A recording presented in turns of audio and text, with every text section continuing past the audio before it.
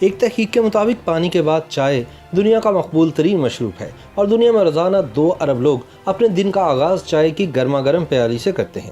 یہ الگ بات ہے کہ اس دوران کم ہی لوگوں کے دماغ میں یہ خیال آتا ہوگا کہ یہ مشروب جو ان کے مزاج کو فرحت اور دماغ کو چستی بخشتا ہے ان تک کیسے پہنچا۔ چائے کی یہ کہانی کسی سنسنی خیز ناول سے کم نہیں، یہ ایک ایسی کہانی ہے جس میں حیرت انگیز اتفاقات بھی ہیں، پرفریب جاسوسی مہم جوئیاں بھی، سامراجی ریشہ دوانیاں بھی، خوش قسمتی کے لمحات بھی اور بدقسمتی کے واقعات بھی۔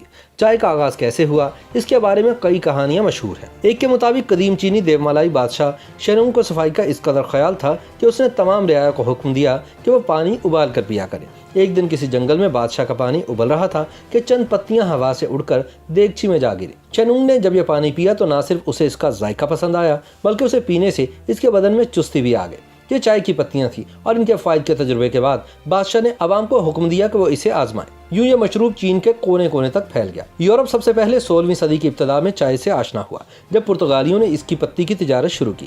ایک صدی کے اندر چائے دنیا کے مختلف علاقوں میں پی جانے لگی، لیکن خاص طور پر یہ انگریزوں کو اس قدر پسند آئی کہ یہ گھر گھر پی جانے لگی۔ ایسٹ انڈیا کمپنی مشرق سے ہر قسم کی اجناس کی تجارت کی ذمہ دار تھی۔ اسے چائے کی پتی مہنگے داموں چین سے خریدنا پڑتی تھی اور وہاں اسے لمبے سمندری راستے سے دنیا کے باقی حصوں کی ترسیل چائے کی قیمت میں مزید اضافہ کر دیتی تھی۔ اس وقت سی پیک والا راستہ دریافت نہیں ہوا تھا۔ یہی وجہ تھی کہ انگریز شدت سے چاہتے تھے کہ خود اپنی نوآبادی ہندوستان میں چائے اگانا شروع کر دیں تاکہ چین کا پتا ہی کٹ جائے۔ اس منصوبے میں سب سے بڑی رکاوٹ یہ تھی کہ چائے کا پودا کیسے اگتا ہے اور اس سے چائے کیسے حاصل ہوتی ہے۔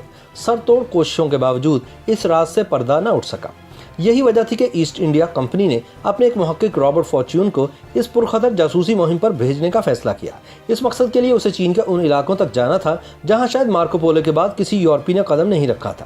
اسے معلوم ہوا تھا کہ فوجیان صوبے کے پہاڑوں میں سب سے عمدہ کالی چائے اگتی ہے، اس لیے اس نے اپنے راہبر کو وہیں کا رخ کرنے کا حکم دیا۔ اس مہم میں بہت کچھ داؤ پر لگا ہوا تھا۔ اگر فارچون کامیاب ہو جاتا تو چائے پر چین کی ہزاروں سالہ اجارہ داری ختم ہو جاتی اور ایسٹ انڈیا کمپنی ہندوستان میں چائے اگا کر ساری دنیا میں فراہم کرنا شروع کر دیتی۔ لیکن دوسری طرف اگر وہ پکڑا جاتا تو اس کی صرف ایک ہی سزا تھی، یعنی موت۔ اس کی وجہ یہ تھی کہ چائے کی پیداوار چین کا قومی راز تھی اور اس کے حکمران صدیوں سے اس راز کی حفاظت کی سر توڑ کوششیں کرتے آئے تھے۔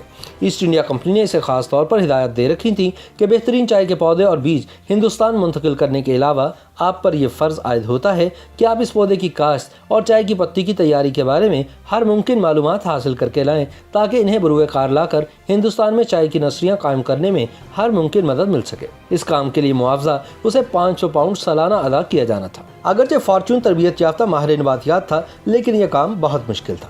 فارچون کا مقصد عام چائے کے پودے حاصل کرنا نہیں تھا بلکہ وہ عمدہ ترین چائے حاصل کرنا چاہتا تھا تاکہ ہندوستان میں بڑے پیمانے پر چائے کا بین الاقوامی کاروبار عمدہ ترین چائے سے شروع کیا جائے۔ آخر کشتیوں، پالکیوں، گھوڑوں اور دشوار گزار راستوں پر پیدل چل کر 3 ماہ کے دشوار گزار سفر کے بعد فارچون کوہ ویوئی کی ایک وادی میں قائم چائے کے ایک بڑے کارخانے تک پہنچنے میں کامیاب ہو گیا۔ اس سے قبل یورپ میں سمجھا جاتا تھا کہ سبز چائے اور کالی چائے کے پودے الگ الگ ہوتے ہیں، لیکن یہ دیکھ کر فارچون کی حیرت کی انتہا نہ رہی کہ دونوں اقسام کی چائے ایک ہی پودے سے حاصل کی جاتی ہے۔ اصل فرق دونوں کو سکھانے اور پکانے کے طریقوں میں ہے۔ فارچون یہاں چائے بننے کے ہر مرحلے کا گہرا مگر خاموش مشاہدہ کرتا رہا اور نوٹس لیتا رہا۔ اگر اسے کسی بات کی سمجھ نہیں آتی تھی تو وہ اپنے راہبر کی وساطت سے پوچھ لیتا تھا۔ فارچون کی محنت رنگ لائی اور بالآخر وہ حکام سے بچا کر چائے کے پودے، بیج اور چند مزدور بھی ہندوستان سمگل کرنے میں کامیاب ہو گیا۔ ایسٹ انڈیا کمپنی نے اس کی نگرانی میں آسام کے علاقے میں پودے اگانا شروع کیے اور یوں چین کا یہ قومی خزانہ سمگل ہو کر یورپ اور ہندوستان تک پہنچ گیا۔ YouTube پر گوگلی نیوز دیکھنے کے لیے youtube.com کی سرچ بار میں googly news T V type کریں۔ گوگلی نیوز کے پیج پر سرخ رنگ کے سبسکرپشن والے بٹن پر کلک کرنا نہ بھولیے۔ YouTube پیج پر اپلوڈ ہونے والی ویڈیوز سے باخبر رہنے کے لیے بیل آئیکن پر کلک کیجیے۔ آپ کو ہر نئی ویڈیو کے بارے میں نوٹیفیکیشن موصول ہو جائے گا۔